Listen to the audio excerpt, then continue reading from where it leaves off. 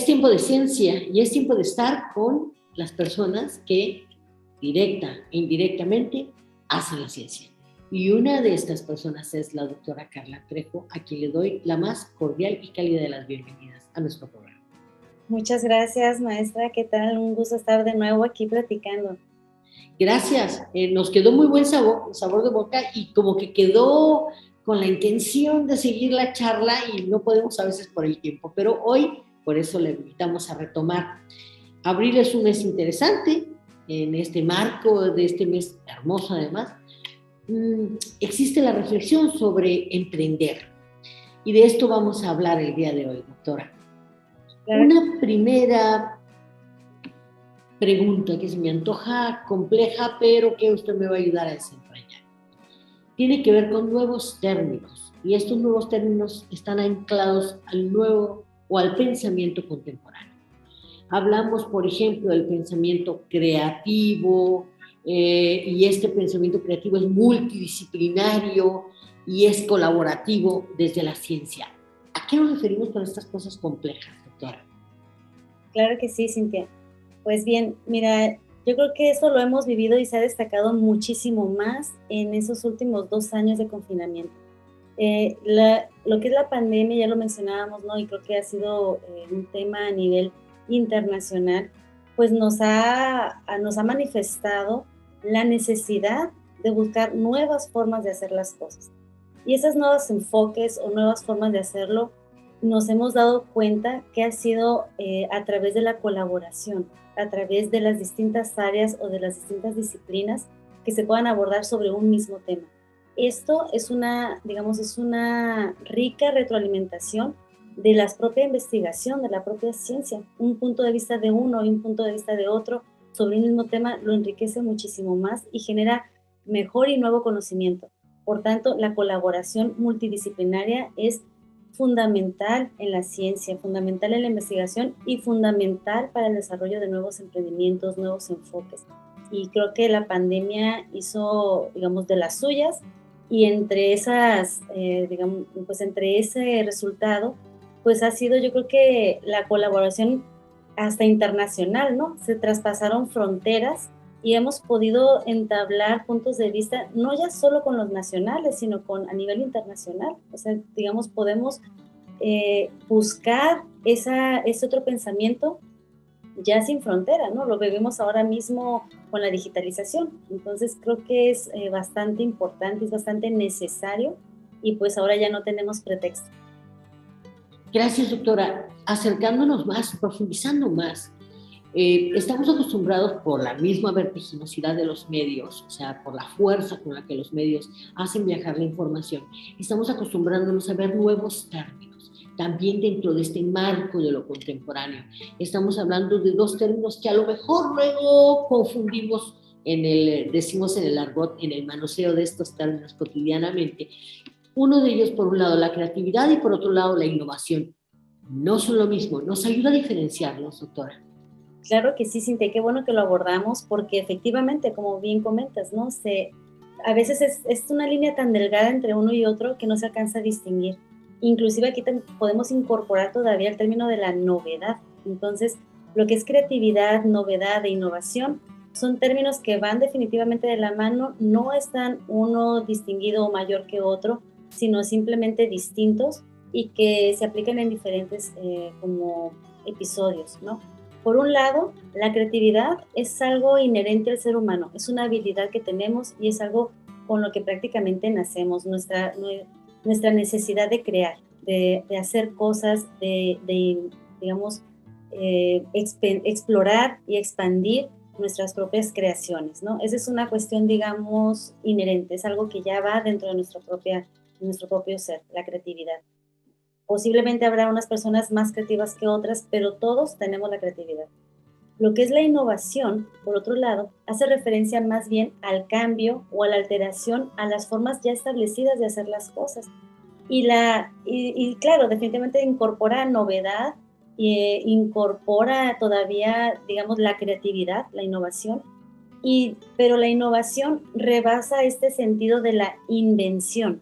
Entonces, que es también distinto. O sea, yo puedo inventar, y puedo ser novedoso y puedo tener mucha creatividad y mucha imaginación, pero no puede ser innovador. Entonces, ahí hay una distinción bien importante y una diferencia muy importante. ¿Por qué? Porque la innovación lo que hace es trastocar la sociedad, trastocar la apropiación, trastocar el uso de esa invención. Si yo inventé algo y la sociedad lo demanda y la sociedad lo aplica y se lo apropia, entonces me puedo catalogar como innovador. Soy innovador porque digamos, la sociedad lo está solicitando, lo está demandando. Y claro, esa innovación tiene el sentido de creatividad, tiene el sentido de invención y de novedad, ¿no? Pero si yo inventé algo, pero la sociedad no lo demanda, no se lo apropia y no lo usa, entonces soy muy creativo, soy muy novedoso y tengo capacidad de invención, pero no soy innovador porque no me lo están demandando y porque no hay esa contraprestación o ese uso, digamos, de manera social. Qué interesante, no sabe cuánto le agradezco yo misma, a pesar de haber leído a veces una y otra vez el término, no alcanzo a profundizar en la dimensión que esto tiene. Y quiero hablar de dimensiones, justamente quiero hablar de dimensión social, coincido con usted, la dimensión es histórica, social, geográfica, o sea, tiene muchísimas plataformas de pensar también estos términos y hay tendencias. Y una de las tendencias, sin duda, doctora, por ejemplo, usted decía, bueno, a lo mejor voy a inventar algo, pero la sociedad no lo está demandando. Entonces, la forma de abordar el fenómeno social asociado a la ciencia y a la tecnología, en ello hay también una deconstrucción, o sea, una forma de regresar a lo mejor. Platíquenos algo sobre este espectro que siento está detrás. Claro que sí, es todo un proceso, Cintia. Digamos, nosotros constantemente como humanos estamos pensando cómo hacer mejor lo que ya hacemos, ¿no? Es algo que ya lo hacemos y puede ser hasta nuestras propias rutinas cotidianas. Pero hablando precisamente, digamos, en el emprendimiento, esto se llama como el proceso de la deconstrucción creativa. Y este proceso es justamente romper lo que ya hacía para ajustarlo y volverlo a crear condicionado al contexto en el que estoy actualmente. ¿Por qué? Porque aunque yo haya creado algo, eso no se va a quedar para toda la vida, porque el contexto va modificándose, va avanzando, va, digamos, reestructurándose y por tanto, lo que yo ya construí, tengo que deconstruirlo, tengo que, digamos, hacerlo a un lado, ajustar lo antiguo a lo nuevo para poder volver a crear, ¿no? Y esto bien es un término que se acuña al economista austriaco Joseph Schumpeter, y él menciona justamente esto y lo pone como una condición del emprendedor. Y el emprendedor o el empresario, que al final de cuentas es aquel que dirige la empresa, debe ser como un proceso que debe estar dentro de sus emprendimientos, o sea, debe estar como una parte natural del propio emprendimiento para que éste no muera en el camino.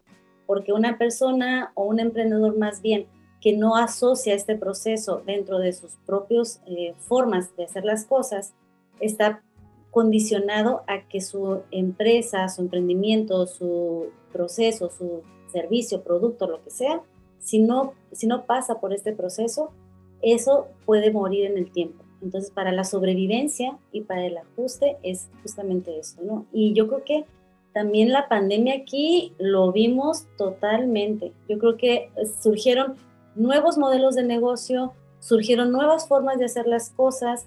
Necesariamente los que ya estaban haciendo de alguna forma ya establecidos sus negocios y todo, tuvieron que reestructurarlo, tuvieron que ajustarlo.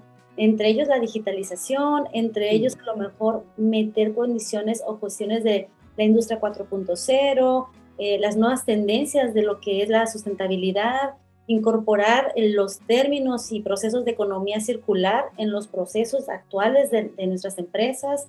Entonces, eso es un proceso, es, digamos, esta bola de nieve que se va haciendo y cuando uno lo va haciendo y luego el otro se da cuenta y así, y así, y así, entonces la sociedad ya lo adopta y lo apropia, ¿no? Y lo hace suyo. Entonces es un proceso bastante interesante que es necesario que se deba aplicar en los emprendimientos, en el emprendedor. Y muy apasionante, doctora. Yo ahorita mismo me cruzaban así de repente las imágenes de ¿cómo le voy a hacer para hacer mi súper si tengo una edad y una vulnerabilidad? Y de repente apenas lo había pensado, ya me estaban ofreciendo, le llevamos el súper a su casa, en fin, ¿no? Y esta resiliencia, que también tendríamos que hablar de esta palabra grandotota, así como hablamos de economía circular, hablamos de resiliencia y hablamos, por ejemplo, de estos abordajes diferentes en esta deconstrucción de lo que creíamos que era inamovible ya, ¿no? Y justamente en este maravilloso mes de abril, tendremos que reflexionar también algo que debo agradecer muchísimo, es el componente de la filosofía, que usted me permite poner de manera, dijéramos, más o menos accesible al público, ¿no? Es que hay una filosofía detrás del emprendimiento, detrás de quien emprende. Y en este marco, justamente, ¿cuál sería ese horizonte desde la filosofía, desde el deseo, desde cómo nos gustaría que siguiera después de la pandemia el asunto, doctora? Sí, Cintia, mira, yo creo que esto viene, o esas nuevas tendencias de pensamiento, esas nuevas formas de cómo ver o cómo visualizar los emprendimientos, nos los va marcando nuestra, digamos, sí la sociedad, pero también hay ya algunos marcos de referencia, como son los objetivos 2030, como son, digamos, estas nuevas formas de abordar los emprendimientos, y a su vez, pues esto definitivamente debe estar acompañado de nuevas metodologías también. Entonces, emprender no es solamente por la condición que alguien ya lo haya hecho, yo también lo puedo hacer. Habrá personas y habrá personalidades que lo puedan hacer, ¿no? Que es así. Pero hay otras que no, y principalmente en los emprendimientos que son basados en la ciencia y la tecnología, el investigador en su mayoría requiere ese acompañamiento metodológico para entender cómo va funcionando, para entender cómo va esta nueva tendencia, esta nueva ola de emprendimiento, ¿no? Podríamos decir que hace mucho tiempo atrás, cuando empezó la primera revolución industrial, la forma de emprender era de una forma, pero ahora la forma de emprender en nuestra actualidad es totalmente de otra y tiene que estar justamente abordada con el diseño de nuevas metodologías que incorporen a los objetivos 2030, que incorporen, digamos, también temas de impacto social, metodologías que también nos lleven a agilizar nuestros emprendimientos. Es decir, ahora podemos hablarlo con el tema de la globalización. Es, digamos que la vida corre más rápido, ¿no? Sí. Entonces, las cosas, los emprendimientos, por tanto, también deben ser así. Y una forma de hacerlo acelerado y así es incorporando también las condiciones de la revolución industrial 4.0, no, ya estamos en la cuarta revolución industrial. Entonces, y algunos mencionan la quinta, pero estamos en eso, ¿no? Estamos en eso. Y también otra de las condiciones del pensamiento, creo que está muy, muy influenciado por los temas generacionales. Entonces, la forma, las generaciones actuales, que son la generación Z, los millennials, todas estas nuevas generaciones, que son las nuevas olas de jóvenes que tienen este ímpetu, ¿no? Para emprender, tienen otra condición de pensamiento distinta a la generación, por ejemplo, que antes a lo mejor era conseguir una posición en una institución o algo así. Sí. Ahora los jóvenes tienen otra idea, ¿no? Los jóvenes, digamos, valoran mucho más el tiempo, valoran mucho más la agilidad de la movilidad, valoran mucho más la sustentabilidad del medio ambiente, valoran mucho más los valores, las emociones internas, que solamente, digamos, recibir un salario o algo que en otros momentos era el valor más importante, ¿no? Pero yo creo que esta ola de pensamiento definitivamente va con el tema generacional, con el tema de las nuevas olas de emprendimiento, ¿no? Doctora, yo puedo pensar, porque soy Simnor, soy Marta Simnor, me encanta el Simnor. Puedo pensar que estamos haciendo bien las cosas, pero yo le pregunto a usted, ¿abona el Simnor a esta nueva tendencia? ¿Abona a este nuevo impulso de las generaciones? Claro que sí, Cintia, claro que sí.